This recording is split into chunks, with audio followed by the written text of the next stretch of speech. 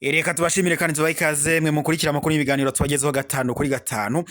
Mwe mudukurikira muri hirya no hino hatandukanye tubahaye ikaze mu makuru yacu kandi twizere ko mumeze neza. Twuze cyane rero n'ubundi reka tunyarukire mu makuru arimo aravugwa hano mu karere k'ibiyaga bigari. Twihuse rero sasa amakuru yacu reka tuyahere ku ruzinduko rwa Kikwete muri Uganda, ngaho byaba bifitanye isano n'intambara ya M23 muri Repubulika Iharanira Demokarasi ya Kongo. Sasa rero Kongo ni igihugu kuri ubu ngubu gifite umutekano muke, ibintu ntibyifashe neza.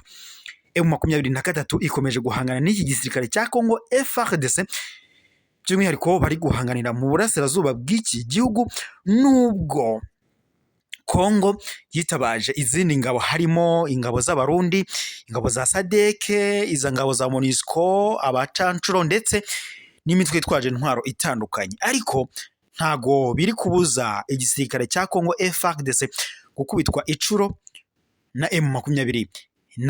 Kuri ubu rero amakuru akomeje gushyirwa ahagaragara, biravuga ko hakomejwe kwibazwa byinshi ku ruzinduko rwa Jakaya Murisho Kikwete kuri ubu uri muri gihugu cya Uganda, aho abakurikiranira hafi ibibera muri kano karere ka Afurika y'Iburasirazuba bemeza ko uru ruzinduko rwa Kikwete rufitanye isano ya bugufi n'intambara ya M23 ndetse n'igisirikare cya Kongo FARDC. Kikwete wayoboye Tanzania kuva mu mwaka wa 2005 kugeza 2015, ubu ari mu ruzinduko muri Uganda, mu gihe kandi iki gihugu kinafite undi mushyitsi wari we Cyril Ramaphosa uyobora Afurika y'Epfo, cyangwa se ari perezida wa Afurika y'Epfo. Nk'uko rero biri gutangazwa, biravuga ko aba bombi ari we Kikwete ndetse na Ramaphosa bose bahuriye ku kuba ibihugu byabo bifite ingabo mu butumwa bwa SAMIDRC.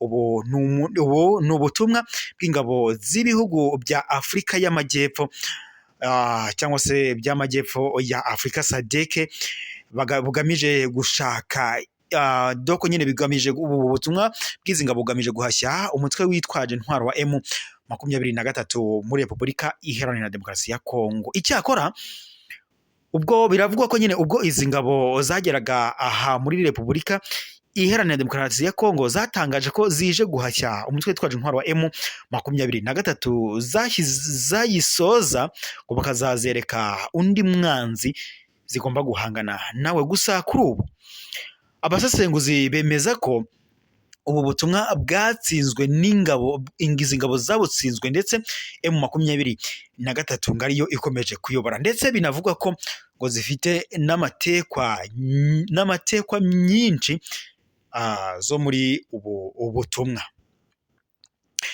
Nk'uko rero bikomeje gutangazwa, biravuga ko aya matekwa agarukwaho cyane n'izi ngabo za Afurika y'Epfo n'iza Tanzania. Nk'uko rero amakuru akomeje kubitangaza, kuri ubu abasesenguzi kandi baragaruka ku mpamvu uriya mutwe witwaje intwaro wa M23 udafata uyu mujyi wa Goma, mu gihe kandi mu minsi ishize mu makuru yashyizwe ahagaragara n'ihuriro rya Alliance Fleuve Congo riyobowe na Colonel Nanga, ndetse uyu yanabaye n'umuyobozi w'amatora muri Repubulika Iharanira Demokarasi ya Kongo, yatangaje ko mu gihe kitarambiranye agiye gufata umujyi wa Goma, ndetse bagahita berekeza i Kinshasa gukuraho perezida w'iki gihugu Antoine Felix Tshisekedi. Kuri ubu rero aba basesenguzi baravuga ko bari kugaragaza impamvu M23 idashaka gufata umujyi wa Goma, ndetse no ku yandi makuru y'ibikomeje kugarukwaho mu burasirazuba bwa Repubulika Iharanira Demokarasi ya Kongo. Uburasirazuba bwa Kongo hakomeje kumvikana imirwano ikomeje guhuza izi mpande zombi, ari nako ndetse umutwe witwaje intwaro wa M23 ukomeje kwigarurira ibice bitandukanye. Ni nako kandi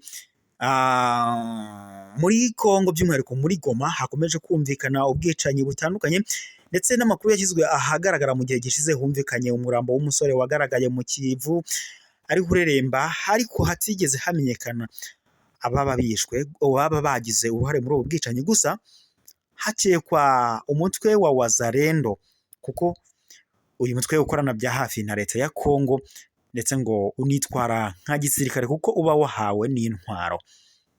Amakuru rero akomeje gushyirwa ahagaragara aturuka muri iki gihugu avuga ko Wazalendo ikorana bya hafi na FARDC.